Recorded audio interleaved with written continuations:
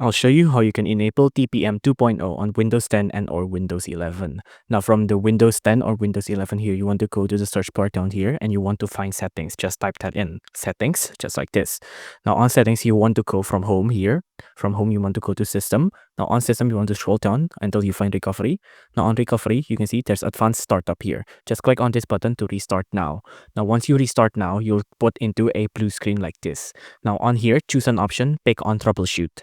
Now on troubleshoot, pick on advanced option. Don't pick on reset PC. Just click on advanced options.